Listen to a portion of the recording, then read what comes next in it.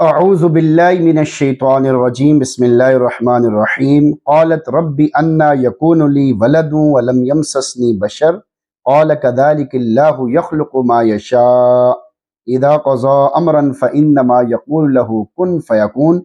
سورہ آل عمران آیت نمبر 47۔ اللہ کے ارادہ کرتے ہی چیز وجود میں آ جاتی ہے۔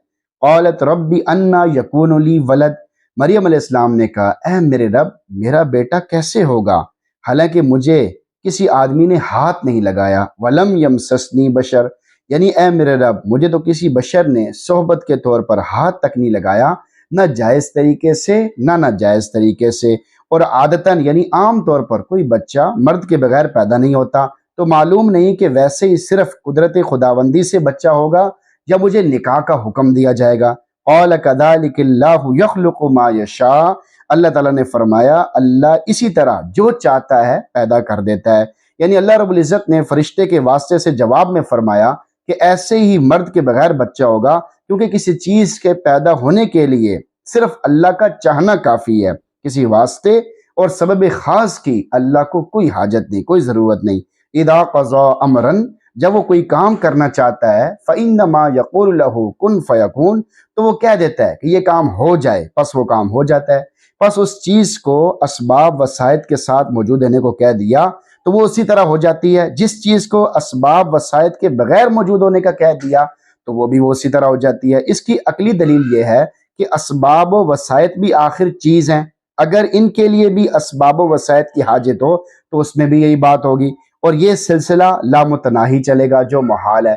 یعنی ایک چیز کا جو سبب ہے وہ وجود میں آئے گا تو وہ چیز آئے گی، پھر وہ جو سبب ہے اس کا بھی آگے ایک سبب ہے، پھر اس کے لیے جو سبب ہے اس کا بھی آگے ایک سبب ہے، یعنی یہ سلسلہ چلتا جائے گا تو یہ کرنے والا صرف اللہ ہے۔ لہٰذا جس طرح وہ کسی چیز کو مادہ اور اسباب کے ذریعے وجود دینے پر پوری قدرت رکھتا ہے، اسی طرح اسباب کے بغیر بھی کسی چیز کو وجود دینے پر پوری طاقت قدرت رکھتا ہے۔ آیت کا میسج آپ کے نام، یہ جائز ہے جو بات خلاف عادت ہونے کی وجہ سے سمجھ نہ آئے اس کی علت یا حکمت جاننے کے لیے سوال کرنا جائز ہے، لیکن تنقید کی نظر سے نہ ہو۔ دین کے معاملے میں کوئی بھی بات ایسی ہے جس کی آپ کو علت سمجھ نہیں آ رہی، حکمت سمجھ نہیں آ رہی، تو آپ وہ پوچھ لیں، علماء کرام سے پوچھیں، سیکھنے کی نیت سے پوچھیں، اعتراض کرنے کی نیت سے نہ پوچھیں، تنقید کرنے کی نیت سے نہ پوچھیں، پیار محبت سے پوچھیں، سوال کرنے کے جو آداب ہیں اس طریقے سے پوچھیں۔ ہم کیا کرتے ہیں، عام طور پہ نوجوان جو ہے وہ ایسی باتوں کو تلاش کرتے رہتے ہیں کہ ان کا کوئی فائدہ ہی نہیں ہوتا، کوئی مقصد ہی نہیں ہوتا، نہ ان کی نیت سمجھنے کی ہوتی ہے۔ بھئی اگر آپ کی نیت سمجھنے کی ہے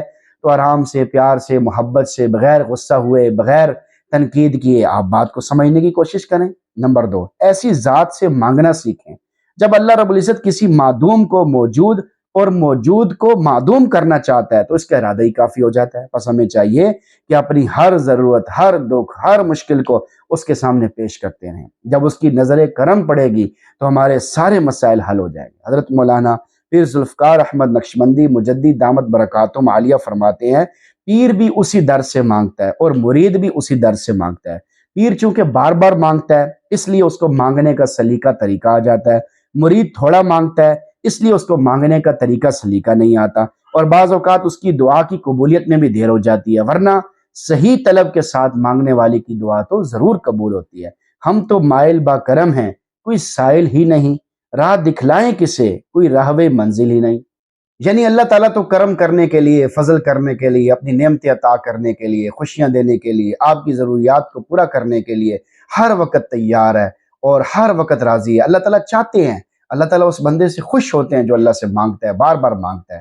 تو سرسری دعائیں نہ مانگے، ایسے ہلکی پھلکی دعا مانگ لی، ادھر ادھر دیکھ کے دعا مانگ لی، بلکہ طریقے سے، ادب سے، احترام سے کئی گھنٹے دعا مانگیں۔ آپ کا کوئی مسئلہ پھنسا ہوا ہے تو مانگیں، بار بار مانگیں، قبلہ رخ ہو کے بیٹھیں، روزانوں بیٹھیں، پہلے قرآن شریف کی تلاوت کریں، درود شریف پڑھیں، پھر اپنے گناہوں پہ استغفار کریں، اب اللہ سے مانگیں۔ 1 گھنٹہ دعا مانگیں، 2 گھنٹہ دعا مانگیں، ریپیٹ کریں، یا اللہ مجھے ہدایت دے، یا اللہ میرا یہ مسئلہ حل کر دے، یا اللہ میرا یہ مسئلہ حل کر دے، یا اللہ میری یہ پریشانی دور کر دے۔ کہتے رہیں، کبھی اس کی بھی پریکٹس کریں۔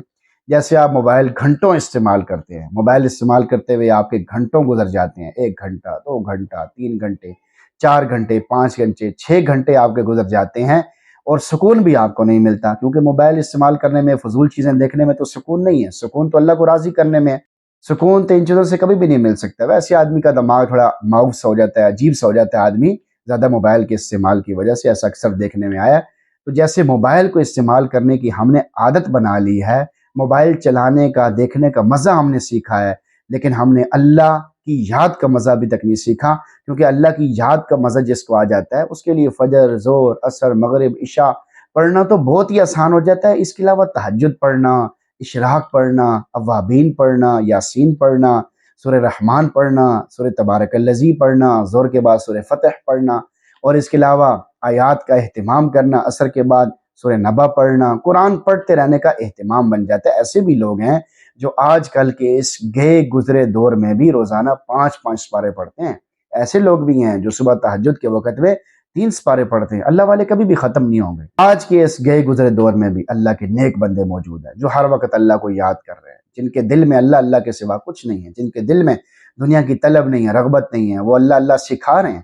آپ اگر ڈھونڈیں گے، تلاش کریں گے تو آپ کو مل جائے گا. جب آپ نے موبائل خریدنا ہوتا ہے نا تو آپ تلاش کرتے ہیں کون سا اچھا ہے، انفینکس اچھا ہے، ٹیکنو اچھا ہے، آئی فون اچھا ہے، سیمسنگ اچھا ہے، نوکیا اچھا ہے، کون سا موبائل اچھا ہے، وہ تلاش کرتے ہیں نا. مارکیٹ میں سارے موجود ہیں. تو آپ نے خود اصل تک پہنچنا ہے، آپ نے خود اصل کو تلاش کرنا ہے. مارکیٹ میں ہر طرح کے لوگ ہوں گے، اچھے بھی ہوں گے، برے بھی ہوں گے. جیسے اچھے وکیل بھی ہوتے ہیں، برے وکیل بھی ہوتے ہیں، اچھے ڈاکٹر بھی ہوتے ہیں، برے ڈاکٹر بھی ہوتے ہیں، اچھے لوگ بھی ہوتے ہیں، برے لوگ بھی ہوتے ہیں. ہر محکمے میں ہر جگہ پہ اچھے لوگ بھی ہیں، برے لوگ بھی ہیں.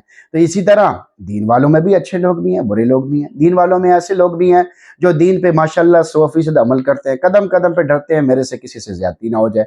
اور ایسے بھی ہیں جن کو پرواہ نہیں ہوتی، جن کو فکر نہیں ہوتی، اپنی دھن میں لگے رہتے ہیں. بہرحال دین پر جو تھوڑا چل رہا ہے، زیادہ چل رہا ہے، اس کو فائدہ ضرور ہوگا. یہ نہیں ہو سکتا کہ اللہ اس سے بالکل ہی ناراض ہو جائے، کیونکہ دین پہ چل تو رہا ہے نا. جو آدمی دین پہ چل ہی نہیں رہا، دین کی طرف دیکھ ہی نہیں رہا، وہ اس آدمی سے تو برا ہے نا جو دین پر چل رہا ہے. کم از کم بے شک وہ تھوڑا صحیح طریقے سے نہیں چل رہا، لیکن کچھ نہ کچھ تو کر رہا ہے. دال دلیا تو کر رہا ہے نا، دال دلیا تو کر رہا ہے. نماز پڑھ لی، قرآن پڑھ لیا، دین کے احکامات سیکھ لیا، اپنے آپ کو اللہ سے جوڑ لیا، کچھ نہ کچھ دال دلیا کر لیا. تو یہ آدمی بے شک اس کے اخلاق اچھے نہ ہو، کردار اچھا نہ ہو، لیکن اس آدمی سے بے شک اچھا ہے جو نماز پڑھتا ہی نہیں ہے، جو دین پر چلتا ہی نہیں ہے. اس لیے بعض لوگ کہتے ہیں نمازوں کا کیا فائدہ. دیکھیں اگر ایک ہیرا ہے، وہ نالی میں گر جاتا ہے، پھر بھی ہیرا رہتا ہے کہ نہیں؟ یا وہ بھی نالی کا حصہ بن جاتا ہے؟ نہیں، وہ تو ہیرا ہی رہتا ہے. اسی طرح نالی کے بجائے کسی بڑے نالے میں گر جائے، نالہ لئی میں، راولپنڈی کا بہت بڑا یعنی گندا نالا ہے، اگر اس میں گر جائے تو پھر بھی وہ ہیرا ہی رہے گا یا اس نالہ لئی کا حصہ بن جائے گا؟ نہیں، ہیرا ہی رہے گا. اسی طرح خدا نہ خواستہ گٹر میں گر جائے، یعنی گٹر تو بالکل مجموعہ ہے کسی بری چیز کا، جگہ کا، اس میں اگر گر جائے تو پھر بھی ہیرا ہی رہے گا. بالکل یہی مثال مسلمان کی ہے. مسلمان اگر تھوڑے گناہوں میں ہے، اگر نالی میں گرا ہوا ہے، پھر بھی مسلمان کی قیمت ہے، اللہ کے ہاں اہمیت ہے. اسی طرح اگر زیادہ گناہوں میں گرا ہو، بڑے کسی نالے میں گر جائے، پھر بھی اس کی اہمیت ہے. اسی طرح خدا نہ خواستہ اللہ ہم سب کی حفاظت فرمائے، بڑے بڑے گناہوں میں گر جائے، پھر بھی اللہ کے ہاں اس کی اہمیت ہے. ایک کلمہ پڑھنے والا کئی ہزار کافروں سے بہتر ہے. ایک مسلمان گناہگار سے گناہگار آدمی وہ کئی کافروں سے اچھا ہے، کئی ہزار کافروں سے اچھا ہے. اس کی اللہ کے ہاں کی اہمیت ہے کیونکہ اس نے کلمہ پڑھا ہے، اس کو اللہ نے کلمہ پڑھنے کی توفیق دی ہے. یہ کلمہ انسان کی صفائی کر دیتا ہے، انسان کو صاف کر دیتا ہے، انسان کا رابطہ اللہ سے جوڑ دیتا ہے.